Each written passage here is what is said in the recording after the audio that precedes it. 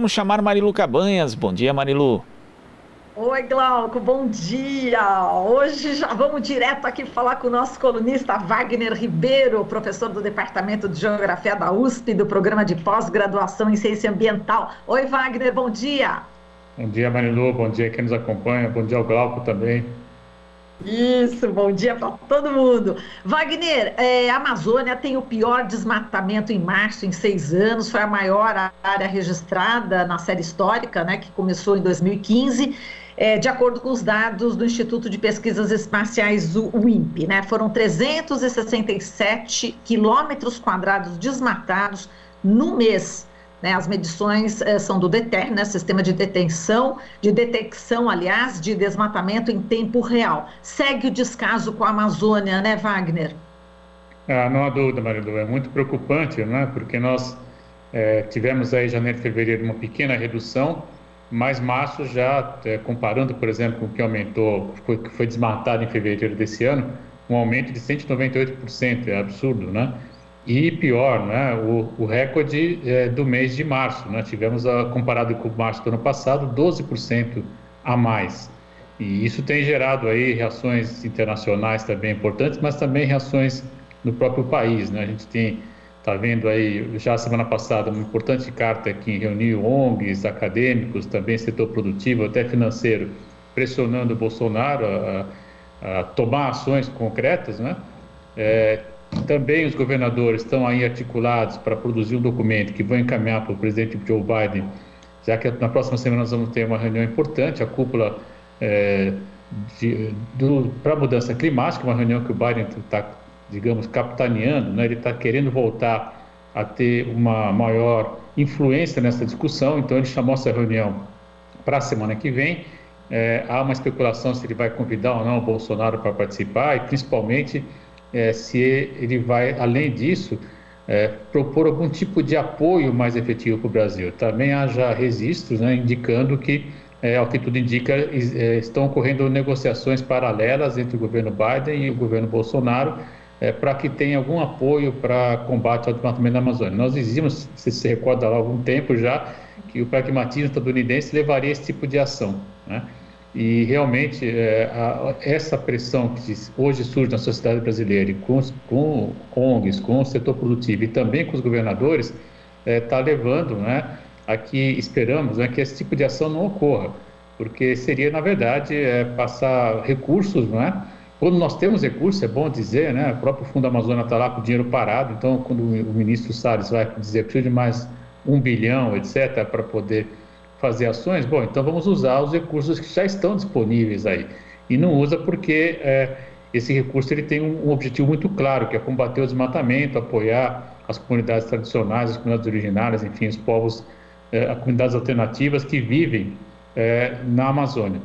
Como isso não está sendo cumprido, evidentemente a Noruega e a Alemanha acabaram suspendendo, né, o repasse dos recursos e congelaram os recursos que já estão disponíveis. Então, de fato, é uma situação bastante preocupante, né? Todo esse cenário, porque, ao fim e ao cabo, o que está ocorrendo também é essa manutenção do desmatamento e, ao mesmo tempo, a confirmação de que a Operação Verde Brasil 2, que é comandada pelos militares desde maio do ano passado e que vão sair agora da Amazônia no final desse mês, se mostra com resultados bastante ruins, né? Muito pouco eficientes, o que não é culpa dos militares, é culpa de quem mandou os militares para lá, né? Não é função dos militares fazer esse tipo de ação. Evidentemente, eles não estavam preparados, não deram conta do recado, não darão conta do recado, não é essa função das Forças Armadas, tem outras funções importantíssimas, que é garantir a soberania, mas não é ficar lá controlando desmatamento.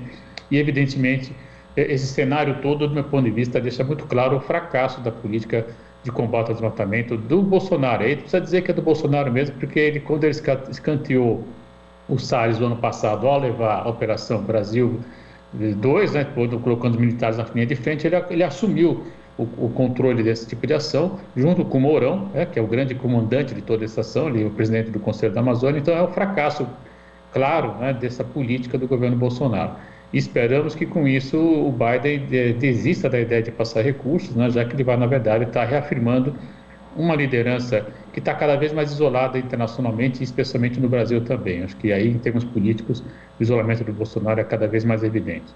Exato, e Wagner, você falando aí do pragmatismo, né, do governo norte-americano, o embaixador dos Estados Unidos no Brasil, Todd Chapman, disse que o Brasil terá de preservar a Amazônia para entrar na Organização para a Cooperação e Desenvolvimento Econômico, OCDE. Então, está todo mundo ainda aí de olho, né, na Amazônia, o governo brasileiro está no foco, Trump não está mais nos Estados Unidos e a situação do Bolsonaro está cada vez mais desconfortável, né, Wagner? Sem dúvida, Marilu. É de fato pressão também externa, né? Isso vai aumentar, até porque nós sabemos que o Brasil hoje é o sexto maior emissor de gases de efeito estufa. Isso vai ter que ser discutido a semana que vem, se porventura o presidente for convidado a participar dessa reunião nos Estados Unidos, uma reunião virtual, evidentemente.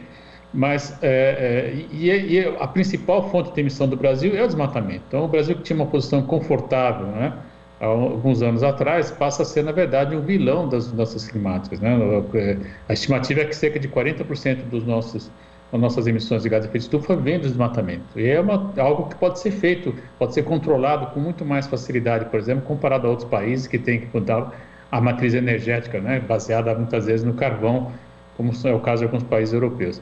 Então, nós temos sim uma vantagem, o Brasil tem um papel destacado na mudança climática, já houve uma situação bem melhor, né? Nós temos que lembrar sempre que no governo Lula foi estabelecido o Pacto da Soja, a partir dali o desmatamento caiu vertiginosamente, por isso se tornou um caso de sucesso, era citado, lembrado em reuniões multilaterais, e agora, infelizmente, é uma mudança radical, né, da visão que se tem sobre o Brasil, baseados cada vez mais em dados reais, dados objetivos. E o que gera muita preocupação, Marilu, é que agora vai começar o período seco na Amazônia, né? Então, portanto, esse indicador de março já com elevado desmatamento é um indicador que nós talvez tenhamos um desmatamento ainda pior que tivemos em 2019 e 2020, o que seria, de fato, devastador, né, para a Amazônia e também para os serviços ambientais que a Amazônia presta, né? Nós estamos vendo já uma seca bastante aguda em diversos estados brasileiros, inclusive no sul-sudeste, e tudo isso tem relação também com o desmatamento. Não é a única razão, mas é também um dos fatores que faz com que aquilo que a gente já comenta há algum tempo, que o professor Salata mostrou nos anos 80, né, a chuva, os rios voadores acabam sendo desviados, eles não chegam até onde deveriam chegar. Esse é um dos serviços ambientais que o desmatamento retira, né, do território brasileiro. E na escala global também, ao lançar mais gás de efeito estufa, estaria contribuindo para o aumento do aquecimento global. Exatamente. Eu ia te perguntar sobre isso, sobre o outono, sobre a falta de chuva e todo o drama que a gente vivenciou, né, em relação tanto ao desmatamento, queimada na Amazônia, no Pantanal, as onças pintadas sofrendo, os animais sofrendo, foi realmente um drama terrível, não teve prevenção, né, Wagner? E você entrava direto aqui, né, até mais de uma vez por semana para dar conta, né, do noticiário ambiental.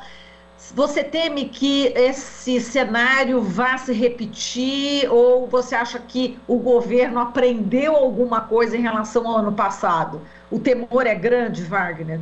O temor é muito grande. Veja, Marilu, o mês de março ele é emblemático, né? Nós tivemos 2 meses de redução, poderia ter sido melhor, mas enfim. E agora uma nova explosão do desmatamento. E isso é um indicador de que o período seco vai ser, de fato, um período de grande devastação. E é sempre bom lembrar que o que está por trás disso tudo é o acesso à terra, né? O acesso ilegal à terra. Lamentavelmente, o desmatamento ele ocorre de maneira seletiva, basicamente em unidades de conservação, também junto, ou às vezes até no interior de terras indígenas, como uma forma de pressionar para que se tenha acesso a terras que ainda não estão, digamos assim, regulamentadas em termos da propriedade, né? E tanto que uma das ações que tem sido propostas, por exemplo, por esse conjunto de ONGs que soltou a sacata semana passada, é justamente o fortalecimento do cadastro ambiental rural, que a partir dali você teria uma melhor condição.